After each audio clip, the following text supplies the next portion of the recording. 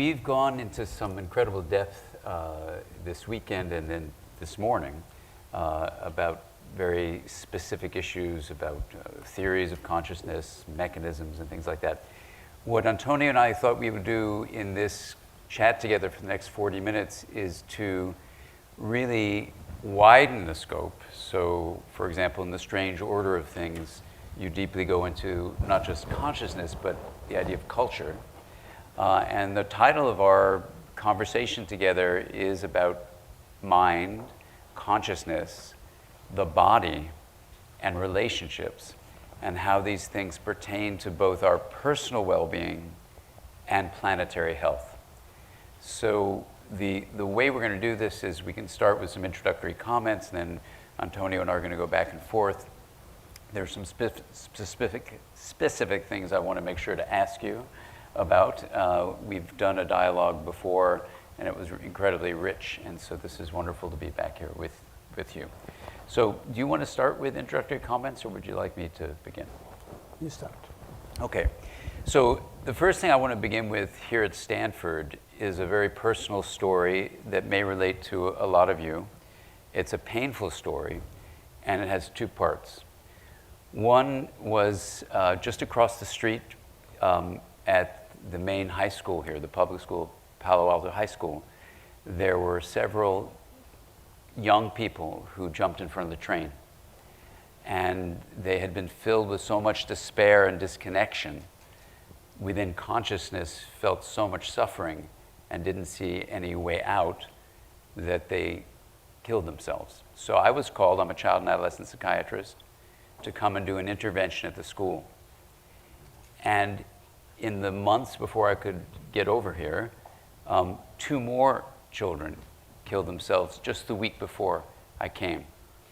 And they had me meet with the students, with the faculty, and with also people from the other school nearby.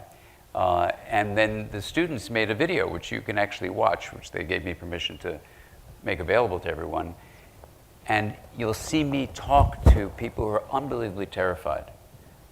And in terms of consciousness, what came up in the discussions we had in all those settings was an incredible sense of not belonging, a feeling of despair, disconnection. And this was really painful, and you can watch the video if you want.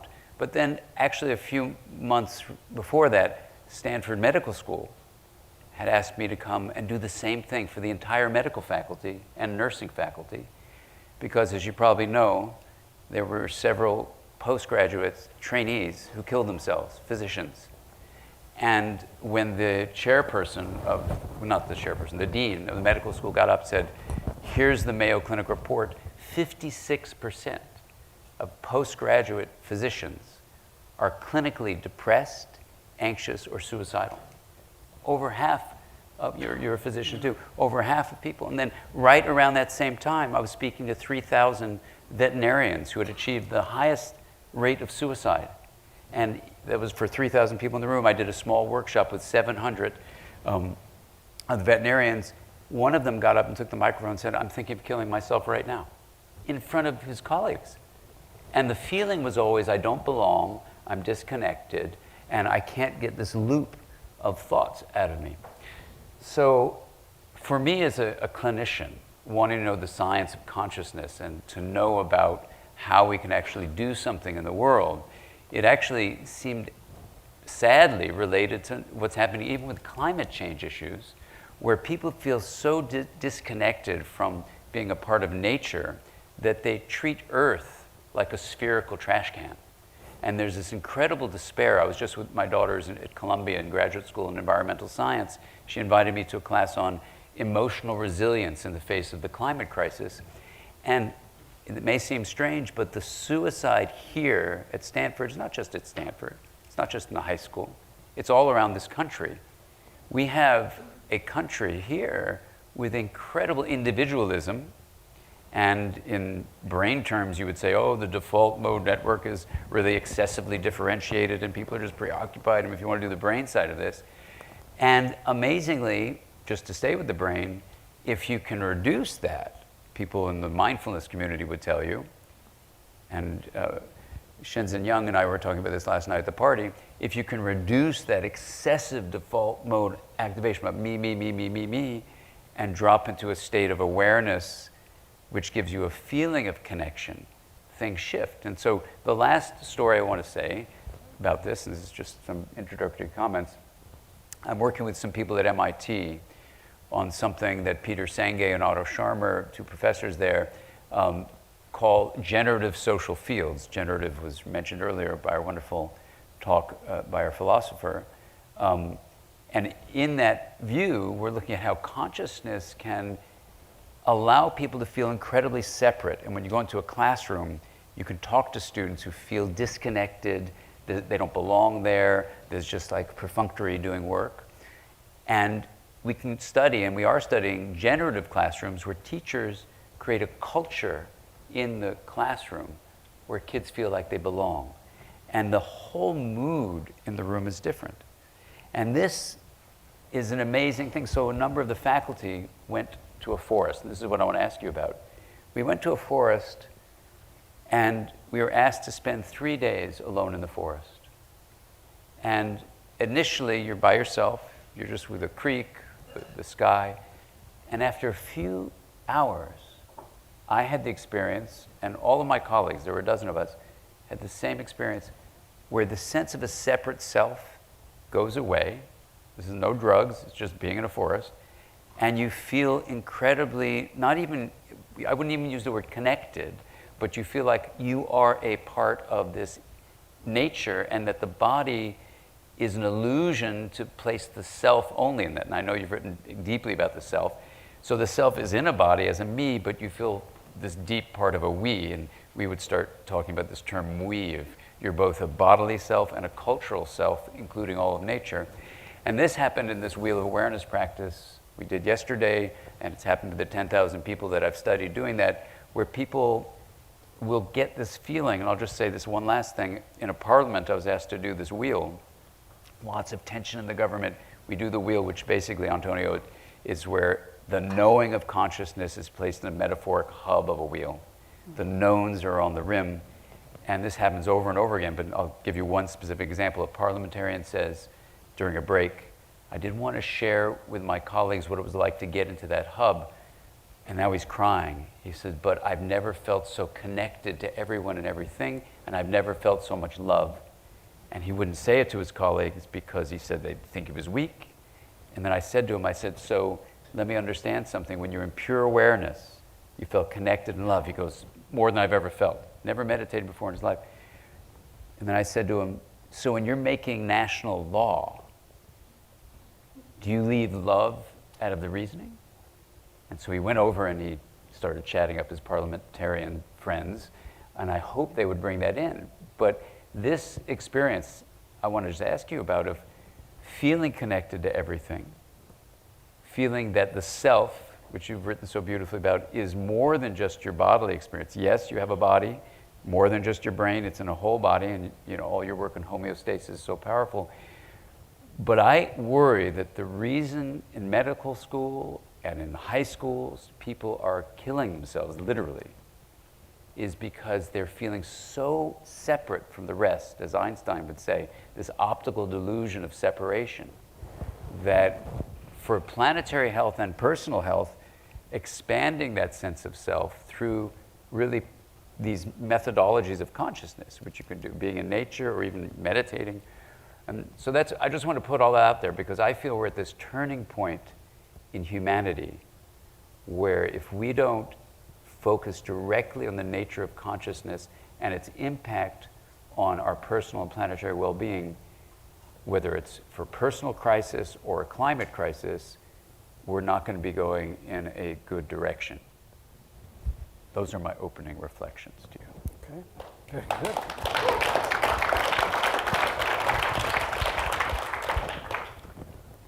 Well, that's very thoughtful, and I'm trying to think about where am I going to pick out of your many, many comments something that relates to me and that can relate to you and to everybody else in this conference. And the first thing that came to my mind actually has to do with reasons for connection. Of course, having a healthy life, going to the middle of a forest and being able to look around and calm down and reflect on your environment and on yourself calmly without any sort of pressure is extremely good. Knowing a little bit and divulging the knowledge that we now have about the interconnectivity of all ourselves is also very important. And I was thinking about the fact that if we pause a little bit to think about what we are made of, the kinds of cells that make up our organisms, not just the neural cells on which, of course, we have to be very interested if we're going to understand deeply things about the human mind, but cells in general, living cells that make up an organism. And if you think about the fact that plants around us are also made of cells, like we are, and can also be anesthetized. What I would like to call attention to is that we have a world that continues outside of ourselves into a world of other things that are living, and into a planetary world that needs to have certain kinds of interconnections for it to continue.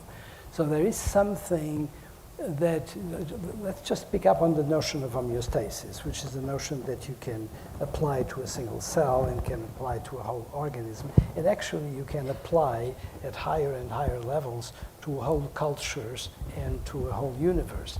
That's something that is important for us to reflect on. The possibility that things have points of regulation, that there are certain areas where the connections work well, and where the process, say the process of life, for example, continues, and certain conditions under which it goes down. And you can, it would be good for us to have that notion very, very present, that the material that we are made of as human beings is not that different from the material that makes up plants and forests, and the kinds of regulation that apply to us as a whole organism are not that different from the ones that apply to the animals that we have around us. And that would be a beginning to have some more respect for all of those processes that are in our surround. So I think actually just plain knowledge of biology is very much needed and would be superb to have.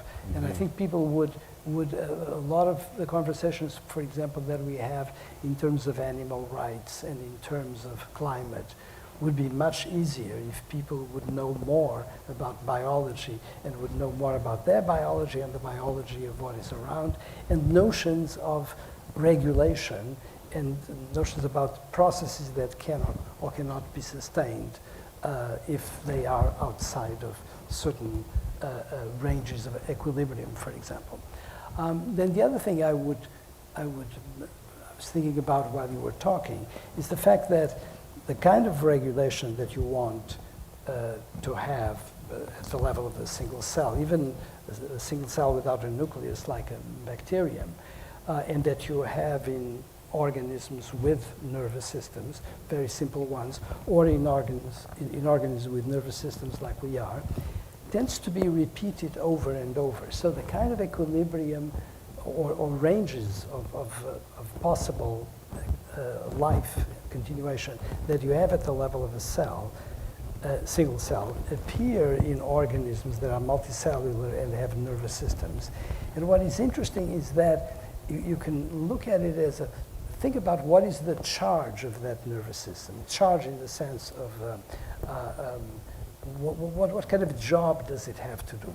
Well, it turns out that the job that the nervous system has to do, in general, is do exactly the kind of homeostatic regulation that a single cell with no nervous system whatsoever already does, with things that are actually extremely similar in terms of the sociality of a single cell organism, the sociality of an organism that has multiple cells.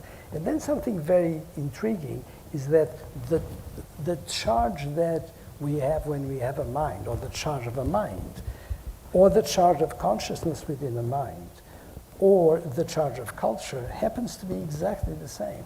As far as I'm concerned, there is nothing terribly special about cultural developments that is not inscribed in the fundamental homeostasis of a single cell or of an organism with multiple cells. And I think the nervous system is actually the instrument that continues that homeostatic direction into organisms that have brains eventually, and that culture just continues that. You think, for example, of economic systems.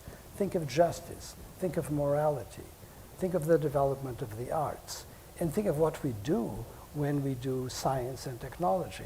We are essentially procuring homeostatic possibilities, and we are finding ways in which it can operate.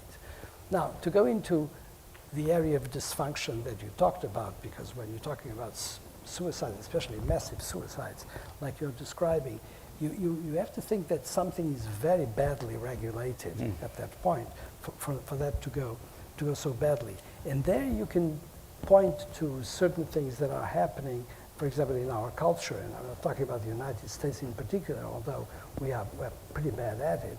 And we have, for a variety of reasons, first of all, we have access to a tremendous amount of knowledge, not the beautiful kind of knowledge that one can sort of trace back to, say, the past century with people like William James or Claude Bernard, who, by the way, was an incredibly important force in the development of an understanding of how the botanical world is so close to ours and how it responds in very similar ways.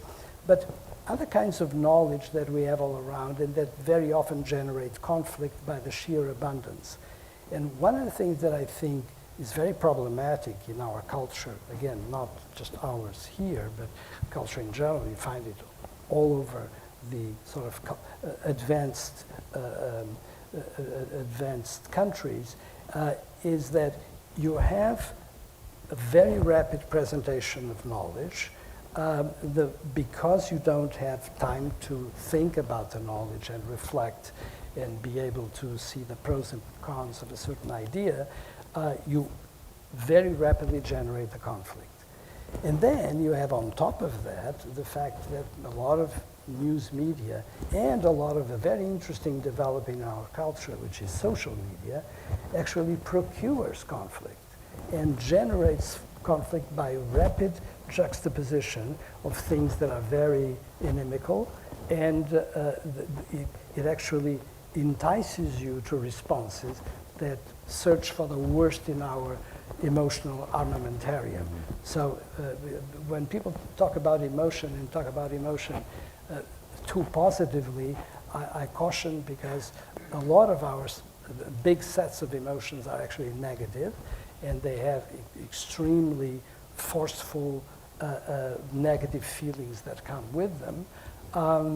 And so I think that's part of the problem. But what in response to your very beautiful description of all these dramas that are going around, I would say that there are things that can explain them at the cultural level, but I would again bring back the fact that culture is just one way in which our biology is functioning, and that it's becoming sick. It's becoming sick, and one of the things you mentioned was kind of a reality of our interconnection, and yet, like in these social media things you're referring to, the studies are very clear. When people spend more time on social media, they actually feel more disconnected. And there's more an emphasis on the idea of a solo self, that you're just who you are, your identity is just separate. And, I was reviewing not only, The Strange Order of Things, which is a fabulous book, everyone should read it, but also The Self Comes to Mind. And you make these very powerful distinctions among things like mind, and then we can add to that consciousness, right? So the consciousness experience, self-experience, mind experience, you distinguish those in some really helpful ways, which I think would be great to talk about. But also what we're talking about now is culture, which you really address in The Strange Order of Things. And in our discussion here, thinking that a culture could be sick and not doing its homeostatic thing, part of what comes out right now between us is the idea that if a culture is giving a message of separation, that who we are is just a person in a head or a separate being just in a body, and that in fact our relationships with one another, whether it's parents with children or families or neighborhoods where you feel like you belong, and this whole sense, I think that Heather's beautiful talk ended with, if I got it right, belonging and awe. If you look at the studies of belonging and awe and add to them, you know, the studies of gratitude and the studies of compassion, though they're called self-transcendent emotions, with Dacher Keltner, we teach a lot together, he studies them.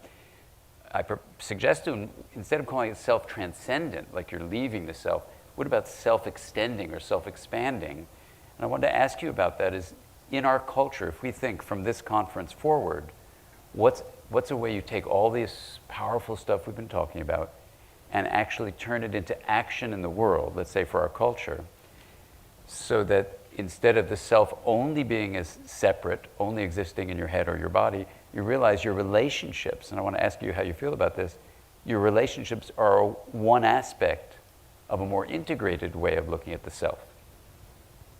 I don't have any problem with that, obviously. You know, I think you have all the possibilities, and it's really a question. First of all, it's a question of common sense, and then a question of wisdom.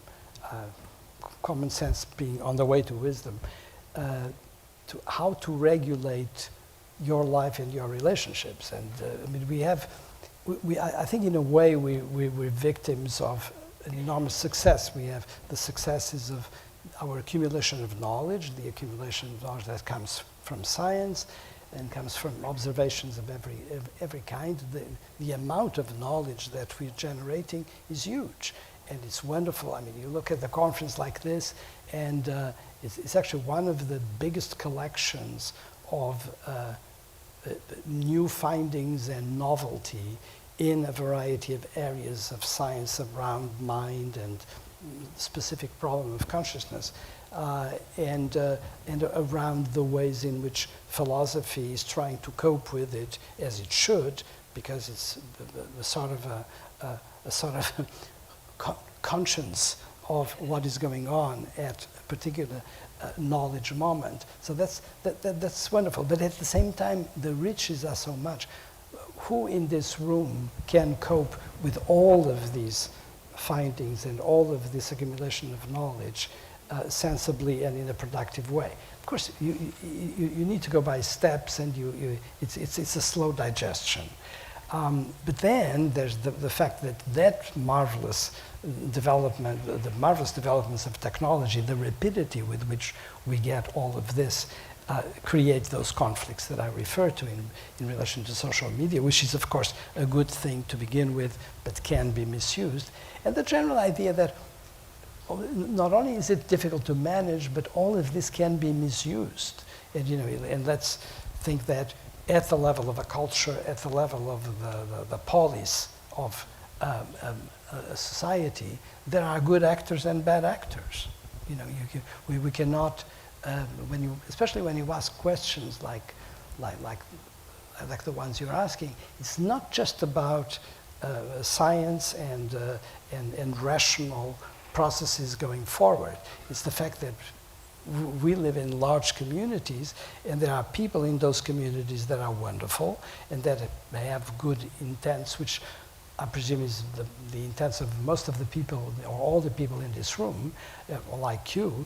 And then there are people that are bad actors, and they have all sorts of reasons why they want to achieve certain results that may be good for them and for a small group, and that can be disastrous for others. All you need to do is look at what is happening in the world in terms of politics, in terms of societies, in terms of all the conflicts that we get if you look at the New York Times, yeah, or some other paper. Absolutely. Well, you know, there's a set of research studies that are either called terror management studies or mortality salient studies, same set of studies, which I think are very relevant to what you're saying. When you get the experience of threat, even if it's subliminal, shown to you less than 200 milliseconds, when they study the brain of the subject who is getting that mortality salience stimulus, what seems to happen is that the brain intensifies its evaluative process to say,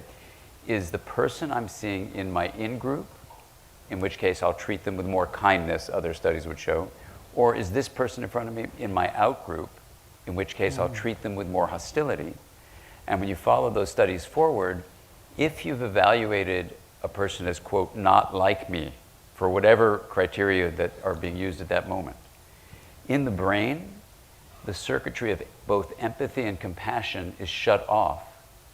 And you're looking at the person in front of you, who you put in the outgroup under threat conditions, as if they're just a piece of dirt, that they don't have a subjective feeling state, an internal mind, if you will, and then you just treat them in a dehumanizing way. So part of, I think, the question we can ask from this conference is there a way to awaken people to the biology of things, even to our inherited tribalism of in-group, out-group distinction, and realize we actually have consciousness that can raise us above our biological vulnerabilities to be othering people. And there's a wonderful professor named John A. Powell who says beautifully that the opposite of othering is not saming, it's belonging.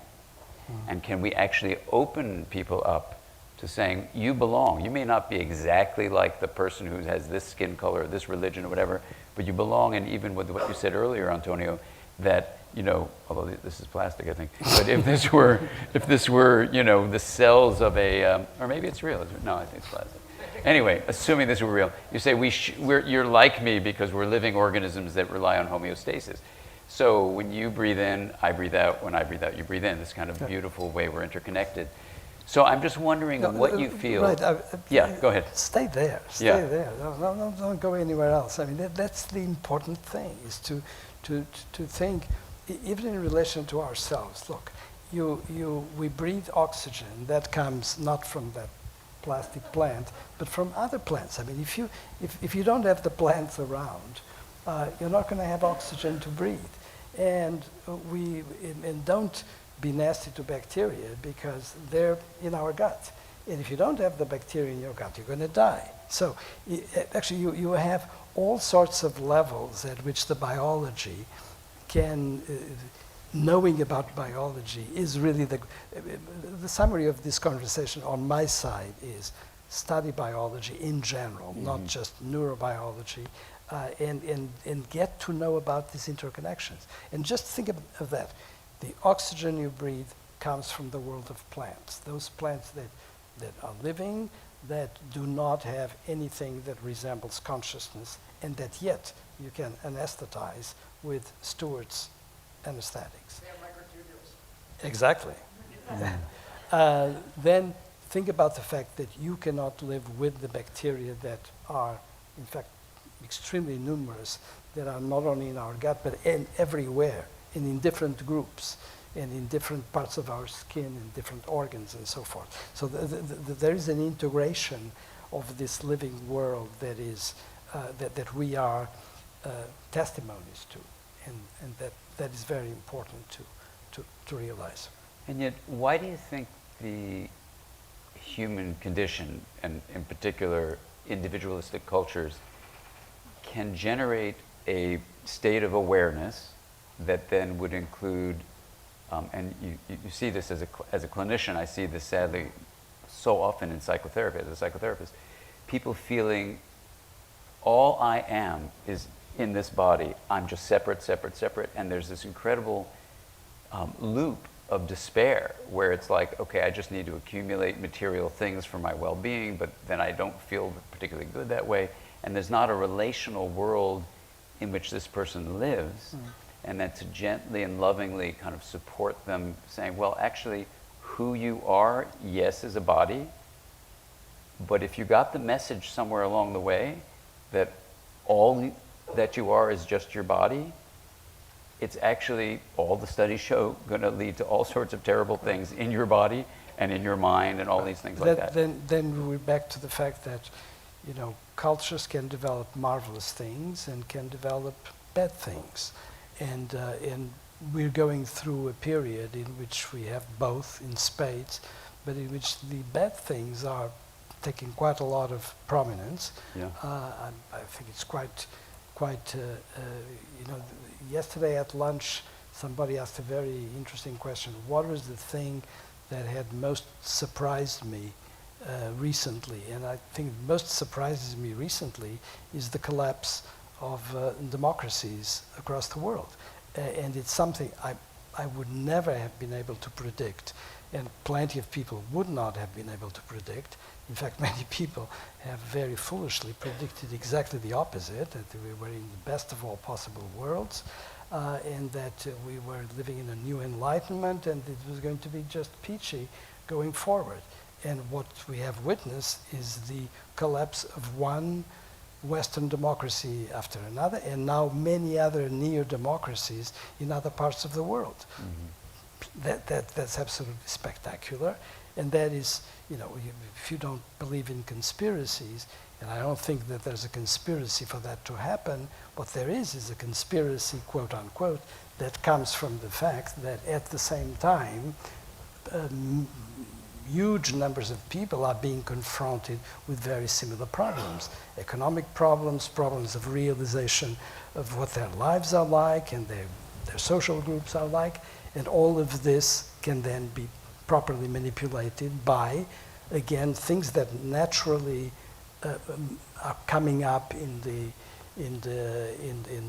culture, in any culture, which have to do with defense mechanisms, which are in of themselves very homeostatic, but can be good homeostatic defenses or bad. You can have, for example, you can have an immune system that is very useful to you, but it can malfunction and produce anaphylactic shocks, for example. Mm-hmm. So all of these are pathologies. And again, the thing that you're provoking me in the good sense of the term, of course, something that is very dear to me, which is the trying to find homologies in different levels of biology.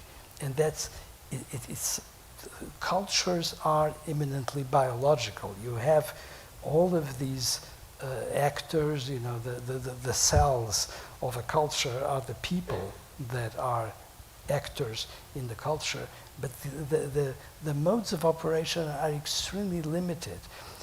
And again, go back to something very simple like a bacterium or colonies of bacteria, and you find that the sociality of these creatures is quite extraordinary.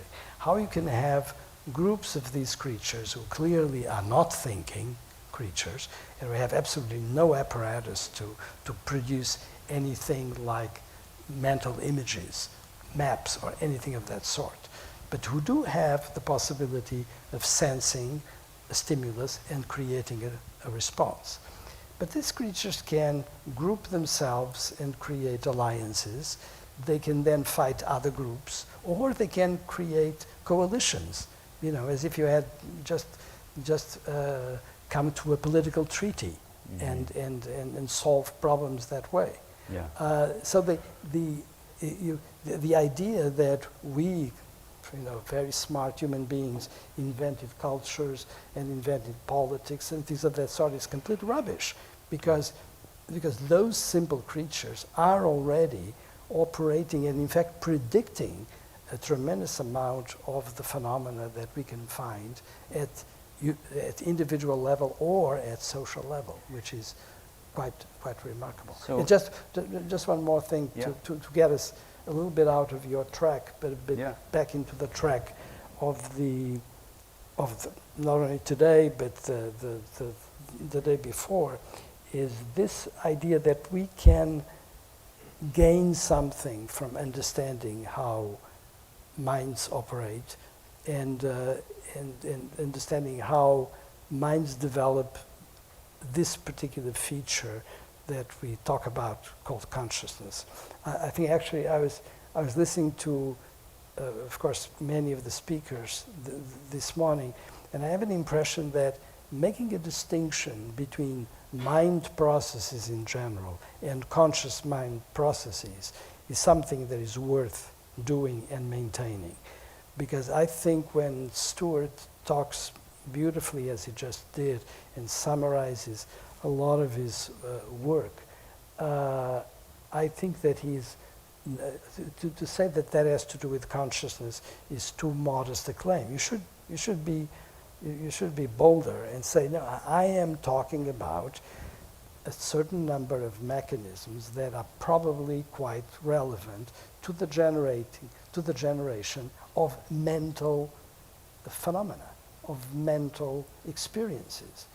And then there are certain of those mental phenomena that can have the quality of experience, and that's when they really have a reference to a particular organism, and when that reference is accompanied, as I believe, by a feeling that has to do with the being of the creature, and which is very primordial, which has nothing to do with us knowing languages and being able to communicate with each other, all of those marvelous things. It's something much deeper than that. But it's worth thinking about a fabric of mind, which we all share, and that has, we have to go, we don't have anywhere to go but deep in the structure. And, he's very fond of microtubules, so am I, because, thank you for mentioning Alzheimer's disease today, which was interesting. When people think about Alzheimer's disease and they start talking about amyloid plaques, I get an allergy reaction, because the microtubules are where the disease is, and he knows how that functions.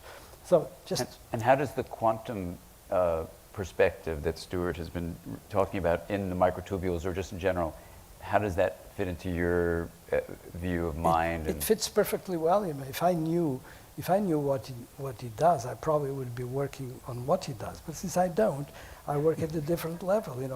I'm interested in knowing how feelings operate. That's the business of my life, and I'm very happy that feelings contribute to the generation of consciousness in the narrow sense, which is really understanding consciousness as a systems level phenomenon, as opposed to consciousness in the broader sense of mental phenomena, which is what I think he talks about and many others talk about. That's deeper. He's talking about something deeper. Yeah. I think you can understand how consciousness is made, how consciousness is concocted, by understanding the systems level arrangement. And there you don't need to worry at that point. You don't need to worry about what's going on in the quantum world and at the level of microtubules, for example. You're higher up. One last question about systems levels. Do you see there's a systems level for consciousness in culture? Say again? When you're talking about systems Yeah. of level, we're looking at things, you've written about culture. Yeah. How does consciousness fit in with your view of culture? And also specifically, this group, what can we do in our culture as a humanity on the planet to try to bring things in a positive direction? You see, let's go back to something. Today, Anil Seth said something very interesting. He quoted a guy who was complete anathema to me, and that was Stuart Sutherland. And he had the quote, by the way, when I wrote Descartes, I think it was in Descartes' Serre, I have that entire quote, and I put it on purpose. I put it at the very beginning of the book. And then I was completely undone by the fact that Stuart Sutherland wrote a positive review of Descartes' Serre in Nature.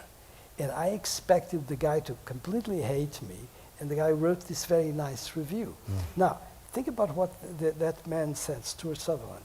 He said, nobody has ever understood. The gist of it is that you don't know what it is, you don't know what it's good for, nobody has any clue how it works.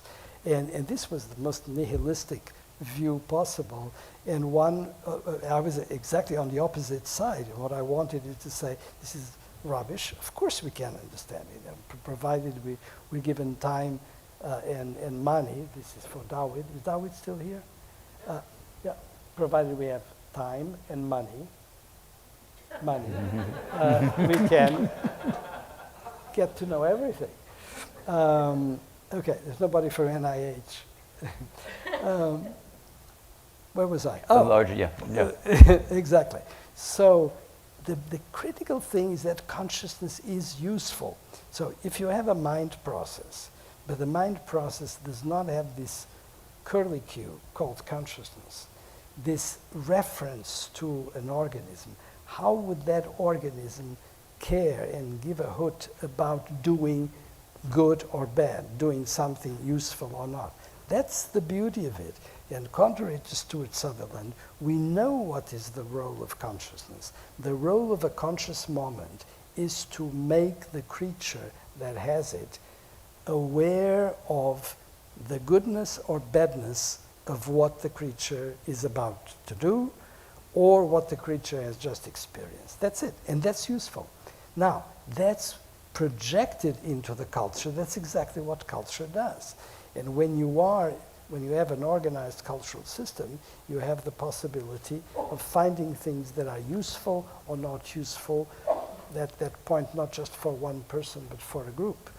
And so that denial of the usefulness of consciousness is crazy. But here, again, you have multiple levels. There's the level of usefulness that only comes if you refer the thing to yourself. And then there's the level of usefulness that comes from you even having the possibility of knowing anything, which is, of course, what is given by mind in the raw state. Beautiful.